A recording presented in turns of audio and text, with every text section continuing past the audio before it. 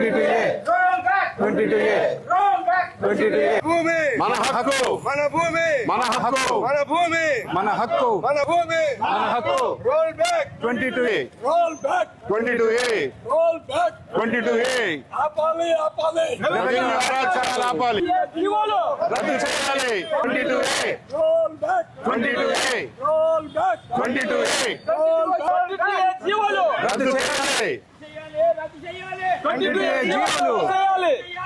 Media మిత్రులందరికీ నమస్కారాలు, కృతజ్ఞతలు. అలాగే మీడియా ద్వారా రాష్ట్ర వ్యాప్తంగా ఉన్నటువంటి 22A బాధితులందరికీ నా నమస్కారాలు. దయచేసి నేను చెప్పే మాటలు శ్రద్ధగా ఆలకించమని చెప్తున్నాను. ఇది మనందరి సమస్య. రాష్ట్ర వ్యాప్తంగా ఉన్నటువంటి 22A బాధితులు అందరూ గమనించాల్సినటువంటి విషయాలు కొన్ని ఉన్నాయి. అలాగే రాష్ట్ర ప్రభుత్వం, ముఖ్యంగా ముఖ్యమంత్రి గారు గమనించాల్సిన కొన్ని విషయాలు ఉన్నాయి. ఎందువల్లంటే ఆయనకి వాళ్ళ అధికారులు సరైనటువంటి సమాచారం చెప్తున్నారో లేదో అనే అనుమానం ఈ రోజు కలుగుతారు. దానికి కారణం కూడా చెప్తాను మీకు ఉదాహరణలతో సహా. మేము ఈ సమస్యని మీద దాదాపు 6-7 నెలల నుంచి మాట్లాడటం, పోరాటం మొదలెట్టిన తర్వాత మేము క్లియర్ గా వేరు పత్రికా సమావేశాల్లో చెప్పాం. ఈ సమస్య మూలం ఎక్కడి నుంచి వచ్చింది, ఎందుకు వచ్చింది, దీన్ని పరిష్కరించడానికి మార్గం ఏంటి అని చెప్పి చాలా బాధ్యతాయుతమైనటువంటి మనుషులుగా మేము సమస్యను చెప్పటమే కాకుండా పరిష్కారం కూడా చెప్తున్నాం. సమస్య ఎక్కడొచ్చిందంటే ముఖ్యమంత్రి గారు 2007లో 22A చట్టం వచ్చింది. అంటే ప్రభుత్వం ఏదైతే ప్రభుత్వ భూమి, ఈనాం భూమి, దేవుడి భూమి అనుకుంటుందో వాటిని రిజిస్టర్ చేయకుండా ఆపు చేసే హక్కు తనకు తాను దఖలుపరుచుకుంటూ 2007లో ఒక జీవో ఇచ్చి చట్టం చేసుకున్నారు. దాని ప్రకారం కొన్ని భూముల్ని ప్రభుత్వ ఖాతాలోకి మీ అంతటా మీరే ప్రభుత్వమే ఎక్కిచ్చేసుకుంది. దానికి కూడా ఆనాడు కూడా నోటీసులు ఇవ్వాల. ఈ సమస్య 2012-13 వచ్చేసరికి తీవ్రమయ్యి కోర్టుల్లో, హైకోర్టులో వందలాది కేసులు పడినాయి. ఈ కేసు యొక్క తీర్పు 2014 ఏప్రిల్లో రాష్ట్రం విడిపోక ముందే నాగార్జున రెడ్డి గారి సింగిల్ జడ్జి బెంచి తీర్పు ఇచ్చింది. ఆ తీర్పులో నాగార్జున రెడ్డి గారు 2-3 విషయాలు క్లియర్ గా చెప్పారు. ఏంటంటే 1954కి ముందు ఇచ్చినటువంటి అసైన్మెంట్ భూములన్నీ అమ్ముకునే హక్కు ఉంది. దాన్ని ప్రభుత్వం ఆపు చేయకూడదు. తర్వాత 2054 తర్వాత 1954 తర్వాత 1977 వరకు ఇచ్చినటువంటి అసైన్మెంట్ భూముల్లో ఒకవేళ అమ్ముకోకూడదని మీరు ఆ పట్టాలో రాసి ఉంటే అమ్ముకోకూడదు. మీరు ఏమీ రాయకపోతే అమ్ముకోవచ్చు. అంతేకాకుండా ఆ అసైన్మెంట్ భూమికి వాళ్ళు గనక ఆ రోజున మార్కెట్ ధర చెల్లించుంటే అది కూడా అమ్ముకోవచ్చు. మీరు ₹1 కూడా తీసుకోకుండా వాళ్ళకి పట్టా ఇచ్చి బాబు అమ్ముకోకూడదు అని చెప్పి మీరు పట్టా మీద రాస్తే అమ్ముకోకూడదు, లేకపోతే అమ్ముకోవచ్చు అని చెప్పారు. 1977లో మీరు అసైన్మెంట్ మీద ఒక చట్టం తీసుకొచ్చారు. ఆ చట్టం వచ్చిన తర్వాత ఇచ్చిన ప్రతి అసైన్మెంట్ ల్యాండ్ కూడా అమ్ముకునే హక్కు లేదు.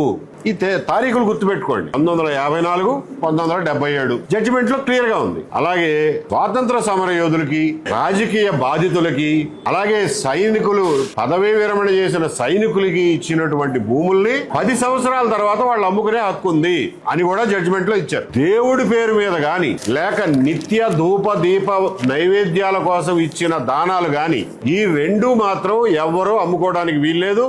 ఎవరికన్నా కౌలుకి ఇస్తే కౌలు పండించుకుని దేవుడికి కౌలు కట్టాలి. అది కాకుండా సర్వీస్ ఈనాం టీచర్లకి, నాట్యకర్తలకి, పూజారులకి ఇచ్చినటువంటి చాకళ్ళకి, మంగళ్ళకి సర్వీస్ చేసినందుకు ఇచ్చినటువంటి ఈనాం భూముల్ని వాళ్ళు నిరభ్యంతరంగా అమ్ముకోవచ్చు అని కూడా నాగార్జున రెడ్డి గారు జడ్జిమెంట్ లో క్లియర్ గా రాశాడు. దాని మీద రిట్ అప్పీల్ ఒకటి జరిగింది. డివిజన్ బెంచ్ కి రిట్ అప్పీల్ కి వెళ్ళింది. ఆ రిట్ అప్పీల్ డెసిషన్ కూడా 2015లో వచ్చేసింది. అది కూడా దాదాపుగా నాగార్జున రెడ్డి గారు చెప్పింది ఇంకా విశదపరిచింది, వివరంగా చెప్పింది మీరు ఏం చేయొచ్చు, ఏం చేయకూడదు అని. దాని ప్రకారం కూడా మీరు ఎవరు భూములు పడితే వాళ్ళ భూముల్ని ఈ నిషేధిత జాబితాలో చేర్చడానికి వీల్లేదు. దానికి ఒక ప్రొసీజర్ ఉంది. మీరేం చేశారంటే 2016లో మీరు నిషేధిత జాబితాలో చేరుస్తూ కొన్ని లక్షలాది ఎకరాలు, అప్పుడు మీ ప్రభుత్వమే ఉంది, ఒకసారి గుర్తు చేస్తున్నా, మీ అధికారులు మీకు నిజాలు చెప్తున్నారో లేదో తెలీదు, ఇది వాస్తవం. 2016లో మీరు రాజ్యం వెళ్తున్నప్పుడే మీరు ఒక జీవోలు ఇచ్చారు. ఏమని? జిల్లాల వారీగా జీవోలు ఇచ్చారు మీరు. ఇది 196 జీవో. ఇది కృష్ణా జిల్లాకి సంబంధించింది. ఇదే సిరీస్ లో 191వ జీవో శ్రీకాకుళం, 192 విజయనగరం, 193 విశాఖపట్నం, అట్లా 196 జీవో కృష్ణా జిల్లాకి సంబంధించి. ఇలాంటి జీవోలు మీరు ఉమ్మడి జిల్లాలో అన్నిటికీ ఇచ్చారు. ఆ అన్ని ఉమ్మడి జిల్లాల్లోనూ కలుపుకుంటే బాధితుల సంఖ్య ఈ 196 కూడా మొత్తం 22A సంబంధించింది కాదు. 22A sub clause 1 sub clause E 22A1E కి సంబంధించి ఇది విజయనగరం జిల్లాకు సంబంధించింది. ఇది కృష్ణా జిల్లాకు సంబంధించింది. విజయనగరానికి అన్ని జిల్లాలకు వేరు. ఈ E అనే సబ్ క్లాజ్ కింద బాధితుల సంఖ్య 3,30,000 మంది. రాష్ట్ర వ్యాప్తంగా బాధితుల సంఖ్య 3,30,000 మంది. మళ్ళా 22A1 లో ABCD 4 ఉన్నాయి. వాటి కింద బాధితులు ఇంకా కొన్ని లక్షల మంది ఉన్నారు. వాటి వివరాలు ఇవ్వండి బాబు అని చెప్పి ఆర్టీఐలో వేశాము. ఈ ప్రభుత్వం ఆర్టీఐలో సమాధానం ఇవ్వడం మానేసింది. ఎప్పుడనే జీవోలే అసలు నెట్ లో పెట్టడం మానేస్తున్నారు. మీ ఇష్టం వచ్చిన జీవోలు పెడతారు, ఇష్టం లేని పెట్టరు. సరే ఆర్టీఐలో వేస్తున్నాం. ఆర్టీఐలో ఇన్ఫర్మేషన్ తెచ్చుకోవడానికి కూడా ఒక 3 అప్పీళ్లు 2 హైకోర్టు రిట్ పిటిషన్లు వేస్తే తప్ప మీరు ఆర్టీఐలో సమాచారం కూడా ఇవ్వరు. ఈ 22A1 ABCD కింద ఎన్ని ఇలాంటి జీవోలు ఇచ్చారో చెప్పండి, ఆ జీవోలు కాపీలు ఇవ్వండి అని చెప్పి ఆర్టీఐ వేసి 4 రోజులైంది. అది ఎప్పుడు వస్తుందో దాని వివరాలు చెప్పి ఈ కింద చెప్పాను కదా 3,30,000 మంది బాధితులు ఉన్నారు. అందులో విజయనగరం జిల్లా వరకు వస్తే 1,424 మంది బాధితులు ఉన్నారు. కృష్ణా జిల్లాకు వస్తే 23,800 మంది బాధితులు ఉన్నారు. ఆ 23,000లో ముఖ్యమంత్రి గారు మీరు నిన్న వెళ్ళి ఒక ముఖ్యమంత్రి గారు, ఒక చీఫ్ సెక్రటరీ, ఒక రెవెన్యూ మంత్రి గారు, ఒక CCLA పొద్దు నుంచి సాయంత్రం దాకా మీరు చేసింది ఏంటంటే 2,000 మందిని విడుదల చేశారు. ఈ 23,000లో 2,000 మందిని విడుదల చేశారని రాశారు. అంటే ఎన్ని లక్షల మందిని మీరు ఇంకా విడుదల చేయాలో దీనికి మీకు ఎంత కాలం పడుతుందో మీకు ఒక అవగాహన రావడం కోసం చెప్పి మీరు నిన్న చేసిందంతా తిప్పి కొడితే 2,000 ఎకరాలు. అదే కృష్ణా జిల్లాలో ఈ కింద మీరు పెట్టిన కృష్ణా జిల్లాలో 34,000 ఎకరాలు మీరు ఈ కింద పెట్టారు. అందులో 2,000 ఎకరాలు రిలీజ్ చేశారు. ఎన్నిసార్లు వెళ్తారు కృష్ణా జిల్లాకి ఇదే పని మీద? ఇవన్నీ చూస్తూ మళ్ళా మీరు ఇంకో మాట అన్నారు, పరిపాలన అంటే బటన్లు నొక్కడం కాదు, పరిపాలన అంటే ఇది అని. ఒక విషయం వివరంగా చెప్పదలుచుకున్నా, ఆ బటన్లు నొక్కడానికి ఈ కంటి తుడుపు కలిదిండి పర్యటనలకి ఏం తేడా లేదు. ఆయనేమో పిల్లోడి జేబులో ఉన్న చాక్లెట్ లాక్కుని పిల్లోడికి ఇచ్చినట్టుగా ఇచ్చి ఫోటో దిగుతాడు బటన్ నొక్కానని. మన జేబులో డబ్బులు తీసుకుని మనకిచ్చి బటన్ నొక్కానని చెప్పి ఫోటో దిగుతాడు. ఫుల్ పేజ్ అడ్వర్టైజ్మెంట్లు ఇస్తాడు. అది ఆయన స్టైలు. మీరే ముడ్డికెళ్ళి జోలబాటం అంటారు చూడండి, అది మీ స్టైల్. 2016లో 3,30,000 మందిని 22(1)A(E)లో పెట్టింది తమరి ప్రభుత్వమే. అమెరికా ప్రభుత్వం కాదు, బ్రిటిష్ ప్రభుత్వం కాదు, తమరి ప్రభుత్వమే. ఇవాళ పేపర్లో ఏం రాస్తారండి? చిక్కుముళ్లకు విముక్తి. చిక్కుముళ్ళు పెట్టింది ఎవరు సార్? చిక్కుముళ్ళు పెట్టింది ఎవరు? అంటే మీ అధికారులు మీకు ఈ జీవోలన్నీ మీకు తెలిసి ఇచ్చారని మేము అంటలా. అధికారులు చెప్పాలి కదా సార్, మన ప్రభుత్వంలోనే ఇదంతా జరిగింది, దీన్ని తీసేయాలి, మనం బాధ్యత మనదే అని చెప్పి చెప్పాలి కదా. ఎవ్వరూ చెప్పరు. పత్రికా విలేకరులకు చెప్పరు. పత్రికా విలేకరులు అడగరు. వాళ్ళు ఏం రాస్తారు? చిత్తూరు జిల్లాలో చేసినట్టుగా 2,000 ఎకరాలు విముక్తి చేస్తున్నాం, 75 ఏళ్లుగా పెండింగ్ ఉన్నాయి. 75 ఏళ్లుగా లేవు సార్, వాళ్ళు శుభ్రంగా అనుభవిస్తున్నారు. 2016లో వచ్చి మీ ప్రభుత్వం పెంట పెట్టింది. అప్పుడు దాకా ఏ సమస్య లేదు. నిజానికి ఆ 2 అసైన్డ్ కేటగిరీ భూములు ఎన్ని అబద్ధాలు చూడండి, ఎన్ని అబద్ధాలు చూడండి. అసైన్డ్ కేటగిరీ అంటారా? అందులో మీరే రాస్తున్నారు. 1950లో అసైన్ చేశారు అని రాశారు. 1950లో అసైన్ చేసిన ల్యాండ్స్ ని 22A పెట్టడానికి మీకు ఏం అధికారం ఉందండి అసలు? ఇందాక చెప్పారు కదా 54కు ముందు అసలు మీరు ముట్టుకోవడానికి వీల్లేదని. జడ్జిమెంట్లు ఉన్నాయి కదా. అదే జడ్జిమెంట్ ఆధారంగా మీరు 575 జీవో ఇచ్చాము అని చెప్పి గర్వంగా చెప్పుకున్నారు కదా. ఇదిగో 575 జీవో ఇందులో రాశారు. 1954కు ముందు ఇచ్చిన అసైన్డ్ ల్యాండ్ని 22A పెట్టడానికి వీలు లేదు అని. మరి ఇన్ని లక్షల ఎకరాలను ఎందుకు పెట్టారు మీరు 22A? ఇన్ని లక్షల మందిని ఎందుకు ఏడిపిస్తున్నారు? మళ్ళీ పేపర్లో ఇట్లా రాపిస్తారు. అంటే పేపర్లు చదువుకునే వాళ్ళకి ఏం అర్థం అవుద్ది? ఈడెవడో బ్రిటిష్ వాడు చేసినట్టున్నాడు 75 ఏళ్ల కిందట, ఈయన వచ్చి ఇడిపిస్తున్నాడు అని. వాస్తవం కాదది. బాధితులకి, పాలకులకి, ముఖ్యంగా ముఖ్యమంత్రి గారికి తెలియడం కోసం చెప్తున్నా. ఇంకేం రాస్తారు? 1977 POT చట్టం రాక ముందే ఈ అసైన్మెంట్లు అయిపోయినాయి. 1950లోనే అయిపోయినాయి. కానీ రెవెన్యూ అధికారులకు అనుమానం వచ్చింది. మీ పేపర్లో రాసిందే సార్, నేనేమి కల్పించి చెప్పట్లా. రెవెన్యూ అధికారులకు అనుమానం వచ్చింది, మోసం జరిగి ఉంటుందని సందేహించారు. పేపర్లో రాసిందే, మోసం జరిగి ఉంటుందని సందేహించారు. ఈ లోపల వాటి మీద చాలా లావాదేవీలు జరిగినాయి, నివాస భవనాలు వచ్చినాయి, సాగు చేసుకుంటున్నారు. కానీ మోసం జరిగి ఉంటుందని సందేహించారు. రికార్డులు పూర్తిగా పరిశీలించకుండానే కేవలం అనుమానంతో ఆ భూమిని నిషేధ జాబితాలో చేర్చారు. మీ పేపర్ రాసిందే, ఇవన్నీ వాస్తవాలే. అంటే మీ రెవెన్యూ అధికారులకు అనుమానం వస్తే మా భూమిని తీసుకెళ్లి గవర్నమెంట్ ఖాతాలో రాసేసుకుంటారా? ఇదే ఆ పరిపాలన? దీనికి ఎవరు బాధ్యత పడరా? మీరు బాధ్యత పడలేరు అనుకోండి ప్రతిదానికి. ఆ ఎంఆర్ఓ బాధ్యత పడ్డా, ఆ ఆర్డీఓ బాధ్యత పడ్డా, ఆ నోటిఫికేషన్ ఇచ్చిన కలెక్టర్ బాధ్యత పడ్డా, ఎవరికి బాధ్యత లేదా? అంటే మేము మీ చుట్టూ తిరగాల ఇప్పుడు? అంటే మా ఆస్తిని తీసుకెళ్లి మీరు గవర్నమెంట్ ఖాతాలో రాసేసుకుంటే మేము వచ్చి మీ ముందు వచ్చి సాగిలపడి, మహాప్రభో మా భూమిని మాకు తిరిగి ఇప్పించండి అని చెప్పి మేము మీ దగ్గరికి వచ్చి పిటిషన్లు పెట్టుకుని పీజీఆర్ఎస్లు కలెక్టర్ ఆఫీసుల చుట్టూ తిరిగి, పని కాకపోతే CCLAకి పిటిషన్ పెట్టి, పని కాకపోతే హైకోర్టుకి వెళ్ళి, హైకోర్టు ఆర్డర్ వచ్చినాక మీరు ఇంప్లిమెంట్ చేయకపోతే మళ్ళీ కంటెంప్ట్ ఆఫ్ కోర్ట్ వేసి, నాకున్న అరెకరం భూమితో నేను ఇన్ని తిప్పలు పడాలి అని అంటే నేను అసలు పడగలనా? ఇన్ని లక్షలు నేను ఖర్చు పెట్టగలనా? ఇన్ని సంవత్సరాలు మీ చుట్టూ తిరగగలనా? అసలు నాకేంటి అవసరం? నా భూమిని తీసుకెళ్లి మీ ఖాతాలో రాసుకున్నది మీరు, తప్పు చేసింది మీరు, మీ ప్రభుత్వం, మీ పరిపాలన, మీ అధికారులు. నేను వచ్చి మీ ముందు అసలు పిటిషన్ పెట్టాల్సిన అవసరం నాకేంటి అని చెప్పి గత 2 సార్లుగా మేము అడుగుతూనే ఉన్నాం. దానికి ఇంతవరకు సమాధానం లేదు. అంతేకాకుండా వీళ్ళు రాస్తారు, నిన్న కలిదిండిలో ఇచ్చినటువంటి భూముల మీద 508 అని చెప్పి ఒక జీవో ఇచ్చారు. ఆ జీవోలో వాళ్ళే ఏం అంటే నిజాన్ని చాలా వరకు దాయడానికి ట్రై చేస్తున్నారు. అంటే మాకు సంబంధం లేదు, ఎవడో చేసిన తప్పు మేము ఇప్పుడు సరి చేస్తున్నాం అని చెప్పి, మీ హయాంలోనే జరిగిన తప్పు అని మేము ఇట్లా నిరూపిస్తున్నాం. కాబట్టి ఇప్పటికైనా తెలుసుకోండి. జీవోలో కూడా తప్పు ఒప్పుకోక తప్పలా వాళ్ళకి. జీవోలో ఏం రాశారంటే 508 జీవోలో 1952లో పట్టా ఇచ్చారు, కలెక్టర్ కూడా కన్ఫర్మ్ చేశాడు, 1952లో పట్టాలు ఇచ్చారని చెబుతూ అందులోనంట 10 ఎకరాలు మినహాయించి మిగిలిందంతా 10 సంవత్సరాల లోపే అమ్ముకున్నాడంట. ఆయన ఎన్ని సంవత్సరాల లోపు అమ్ముకుంటే నీకెందుకు? 1954కు ముందు జరిగిన విషయంలో నీ జోక్యం ఏంటి? నీకు సంబంధం లేదు కదా, ప్రభుత్వానికి ఏం సంబంధం లేదు కదా 54కు ముందు జరిగిన వాటికి.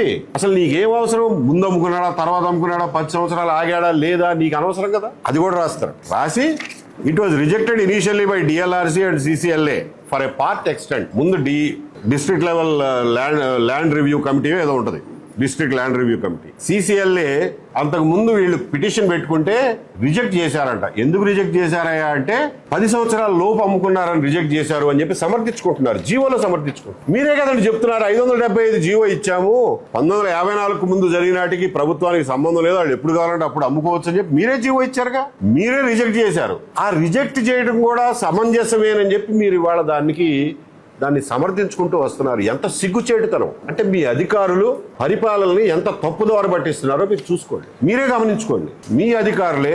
మీరు ఇంకొకటి అన్నారు, జగన్మోహన్ రెడ్డి గారి టైంలో ఇష్టం లేని వాళ్ళ భూములు 22 ఏళ్ళు పెట్టారు అని. వాస్తవమే, కొంతమేరకు వాస్తవమే. దానికి ఉదాహరణే మీరు అన్నమయ్య జిల్లాలో మీ కుప్పం పక్కన సోమల మండలంలో ఆవులపల్లి గ్రామంలో ఒక్క కాగితంతో రిలీజ్ చేసిన 900 ఎకరాల భూమి. ఈ 900 ఎకరాల భూమిని జగన్మోహన్ రెడ్డి గారి టైంలో పెద్దిరెడ్డి రామచంద్రారెడ్డి గారి ప్రోద్బలంతో ఈ 900 ఎకరాల భూమిని 22A జాబితాలో అన్యాయంగా దుర్మార్గంగా పెట్టారు. వాస్తవం. మీరు వచ్చి ఒక కాగితంతో తీసేశారు. ఇది పెట్టినప్పుడు CCLA ఎవరయ్యా? 910 ఎకరాలు నిషిద్ధ జాబితాలో పెట్టినప్పుడు CCLA ఎవరు? అప్పటి నుంచి వాళ్ళు అరుచుకుంటున్నారు కదా రైతులు, బాబో మా అన్యాయంగా పెట్టారు తీసేయండి అని. అప్పుడు CCLA ఎవరండి? సాయి ప్రసాద్ గారు. ఇవాళ చీఫ్ సెక్రటరీ ఎవరండి? సాయి ప్రసాద్ గారు. ఇవాళ కలిదిండిలో భూములు రిలీజ్ చేయడానికి జీవో ఎవరిస్తారండి? సాయి ప్రసాద్ గారు. అంటే అప్పుడు పెట్టింది మీరే, ఇప్పుడు తీసేది మీరే. తీసి మళ్ళా పేపర్లో పెద్ద అక్షరాలతో మీ భూమిపై ఇతరుల పెత్తనమా అని మీరే అడుగుతారు. ఎవరు పెత్తనం చేశారు? మీరు పెత్తనం చేశారు మా భూముల మీద. మళ్ళా మీరేమన్నారు?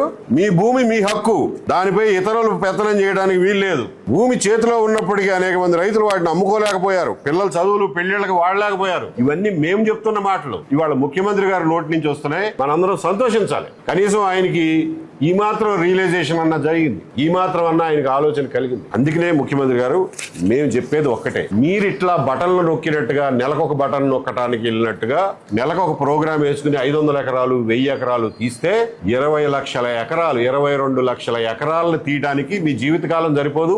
ఇక్కడున్న వాళ్ళ జీవితకాలాలు ఏవి సరిపోవు. కాబట్టి మీకున్న ఆప్షన్ ఒకటే సార్, పరిష్కారం ఒక్కటే. మీరు ఏవైతే ఈ 196 జీవో లాంటివి ఏకపక్షంగా 196 జీవో లాంటివి ఏకపక్షంగా రైతులు ఎవ్వరికి నోటీస్ ఇవ్వకుండా వాళ్ళని సంజాయిషి అడగకుండా మీరు ఏదైతే ఏకపక్షంగా జీవోలు ఇచ్చి నిషేధిత జాబితాలో పెట్టారో ఈ జీవోల్ని సింపుల్ గా క్యాన్సిల్ చేయండి. దాన్ని క్యాన్సిల్ చేయడానికి ఒక్క పేజీ కాగితం ఒక్క 20 సెకండ్లు చాలు, అంతకు మించి పట్టదు. మీకు ఆ ఆలోచన కలిగితే, మీ అధికారులు మీ కాళ్ళకు అడ్డం రాకపోతే, వాళ్ళు మీకు తప్పుడు మాటలు చెప్పకపోతే, మిమ్మల్ని తప్పుదారి పట్టించకపోతే, మీరు సొంతంగా ఆలోచించగలిగితే 22 లక్షల ఎకరాలు 15 లక్షల కుటుంబాల సమస్యది. ఇది మీ ప్రభుత్వంలో మీరు సృష్టించిన సమస్య.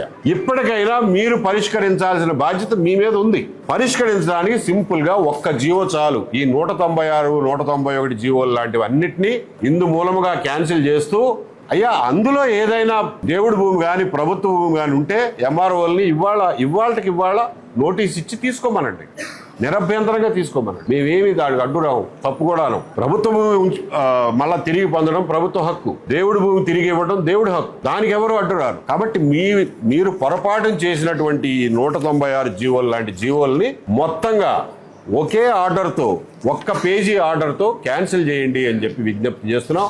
దీన్నే మేము రోల్ బ్యాక్ అంటున్నాం. ఈ రోల్ బ్యాక్ చేయడం తప్ప ఇవాళ ప్రభుత్వం దగ్గర ఏ పరిష్కారం లేదు. మీరు నెల ఫోటోలు దిగడానికి, నెల ఒక కార్యక్రమం పెట్టుకోవడానికి, ప్రజల్లోకి వెళ్ళడానికి దీన్ని ఉపయోగించుకున్నా గానీ దానివల్ల ఏమీ ఉపయోగం ఉండదు. ఇన్ని లక్షల మంది బాధితుల్ని మీరు అరకొరగా పీస్ మీల్ గా అడ్రస్ చేయలేరు. అది సాధ్యపడే విషయం కాదు. కాబట్టి 22A రోల్ బ్యాక్ చేయడం ద్వారా మాత్రమే దీనికి పరిష్కారం అని చెప్పి మీకు మనవి చేసుకుంటూ, ఈ రోజున ఆంధ్రప్రదేశ్ రాష్ట్రంలో కొన్ని లక్షల కుటుంబాలు కంటికి నిద్ర లేకుండా సత్యారావు గారు లాంటి వాళ్ళు 10 సంవత్సరాల నుంచి ఆయన లెజిటిమేట్ భూమిని తీసుకెళ్లి మీరు 22Aలో పెడితే ఎంఆర్ఓలను అడిగితే కోపం వస్తుంది. ఏందో నువ్వు ప్రతిసారి వచ్చి మమ్మల్ని ఇసిగిస్తున్నావు అని చెప్పి ఇంకో పిఓటి నోటీస్ ఇస్తాడు. ఇది ఆఫ్ చేయించండి. ఈ దుర్మార్గం, ఈ దౌశ్యాన్ని ఆఫ్ చేయించండి.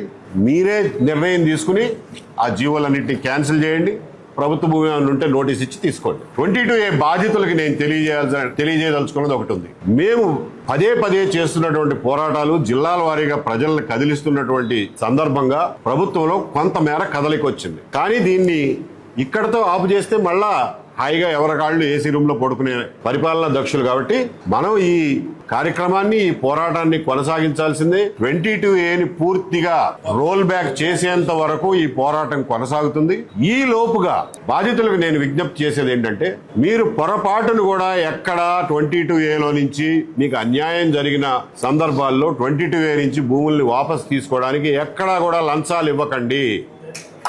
ఎవరితోనూ నెగోషియేషన్ చేయమాకండి.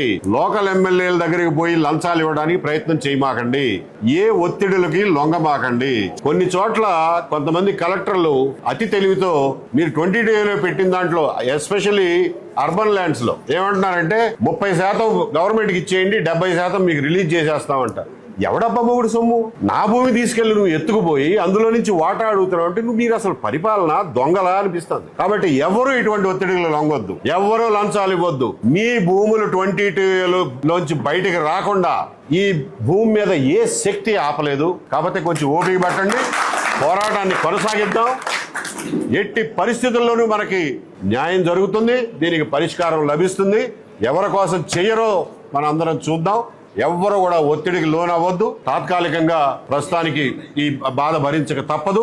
ఎందుకంటే స్పర్శ, చలనం, మానవత, మనసు లేని పరిపాలనలో బతుకుతున్నాం కాబట్టి మనకు కొద్ది కాలం దీన్ని భరించక తప్పదు.